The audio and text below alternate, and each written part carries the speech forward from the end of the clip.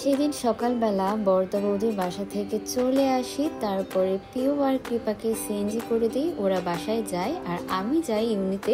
আমার ক্লাস ছিল ওই দিন। বর্দা বৌদির বাসা থেকে আমার ইউনি কাছে, তাই এখান থেকেই আমি একবারে চলে যাই। ক্লাস শেষ করে এসে ফ্রেশ হয়ে চা খেয়ে রেডি হয়ে যাই আবার, কেননা আমরা সবাই মিলে বাড়িতে যাব আজকে। সঙ্গে অনেক জিনিসপত্র ছিল, তাই হাতে বেশ অনেকটা সময় নিয়ে বের হয়েছিলাম। শুক্রবার ছিল, রাস্তা মোটামুটি ফাঁকাই ছিল, খুব অল্প সময়ের মধ্যে আমরা চলে এসেছিলাম।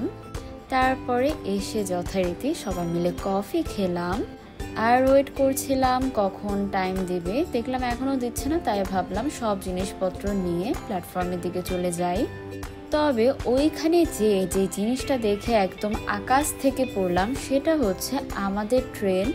লাইনে দেওয়া তো দূরের কথা, এখন পর্যন্ত আসেইনি, কেননা ট্রেনের ইঞ্জিন নষ্ট হয়ে গিয়েছিল। স্টেশনে যাবার অনেক পরে আমার ফোনে এই মেসেজটা এসেছে, বাড়িতে থাকলে যদি আসতো তাহলে আর এত ভোগান্তি পোহাতেই হতো না, আর যেতামই না। এত জিনিসপত্র সঙ্গে নিয়ে বের হয়েছে, এখন কি করব বুঝতেই পারছিলাম না, তাই আর কি কোনো দিক না ভেবে ওয়েটই করে যাচ্ছিলাম। একদিকে তো সময়ই ফুরাচ্ছিল না, আর অন্যদিকে ট্রেন আরও লেট টাইমিং দিচ্ছিল। এরপর ফাইনালি ট্রেন 11:10-এ ছাড়ে, অথচ এই সময়ের আরও আগে বাড়িতে বসে থাকার কথা ছিল। কি আর করার, বিশাল এক ভোগান্তি। এর আগের 2 রাত একদম ঘুম হয়নি। কোথাও যাবো এই টেনশন মাথায় থাকলে তো ঘুমই হয় না, আর ট্রেন তো মোটামুটি ফাঁকাই ছিল। আমি তো একদম ঘুমাতে পারছিলাম না, যে আমি ট্রেনে উঠলেই ঘুমিয়ে যাই, সে আমি জেগে বসেছিলাম। মাঝে যদিও 1-2বার চোখ লেগে গিয়েছে একটু সময়ের জন্য, আবার সেই বসে জিনিসপত্র পাহারা দিচ্ছিলাম। এই এক অন্য রকমের অভিজ্ঞতা, আমি চাই না আমার জীবনে এইরকম অভিজ্ঞতা আর হোক। আমরা রাত 2:30টার দিকে যেয়ে পৌঁছাই আর বাবু স্টেশনে আমাদের নিতে আসে। আমি তো ঘুমে একদম শেষ হয়ে যাচ্ছিলাম, যে আমি ঘুমের উপরই থাকি, সে আমি একদম ঘুমাতেই পারিনি। এই তো বাসায় এসে শাওয়ার নিয়ে ডিনার করে তারপরে মা আমাকে 1 কাপ চা করে দিয়েছিল। আমার যে কি শান্তি লাগছিল বলে বোঝাতে পারবো না।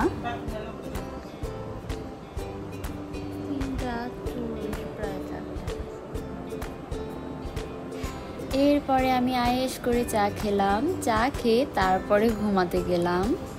কি যে লম্বা আর আরামের একটা ঘুম দিয়েছিলাম। ঘুম থেকে উঠে পরের দিন আবার চা নিয়ে বসলাম, চা দিয়েই আমার সকাল শুরু। এই তো ওই দিন আর তেমন কোনো ভিডিওই আমি করিনি, বাসায় গেলে এমনিও আমি অনেক অলস হয়ে যাই। এ হলো তার পরের দিন, ওই দিন ছিল রাধা অষ্টমী। সকাল ঘুম থেকে উঠে আমি শাওয়ার নিয়ে রেডি হয়ে গিয়েছি। আর ওই যে একটু পুজো টুজো থাকলে আমার শাড়ি পরতে ভালো লাগে।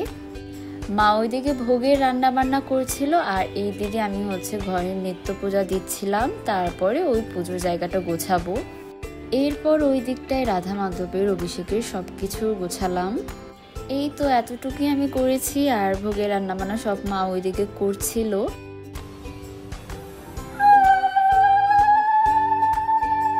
আর আমার কোনো কিছু করতে ইচ্ছা হচ্ছিল না, কেন জানি না, সামহাও আমার অনেক বেশি মন খারাপ লাগছিল।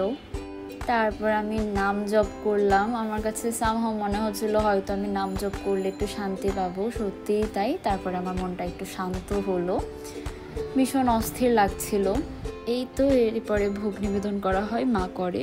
এটা এর পরের দিন। এগুলো সব পৃথ্বীর টাকা। অনেক দিন ধরেই ভাবছিলাম পৃথ্বীর টাকাগুলো দিয়ে পৃথ্বীকে নতুন কোনো একটা জিনিস বানিয়ে দেওয়া হবে, কিন্তু হচ্ছিলই না। তাই এইবার একদম জোরে সোরে করে জিনিসপত্র গুছিয়ে নিয়ে আসলাম। পৃথ্বীর জন্য এই 2টা জিনিস কিনে নিয়ে আসলাম। মাঝের একদিন আর কোনো ক্লিপস নেই, এর পরের দিন আবার ঢাকা ব্যাক করছিলাম।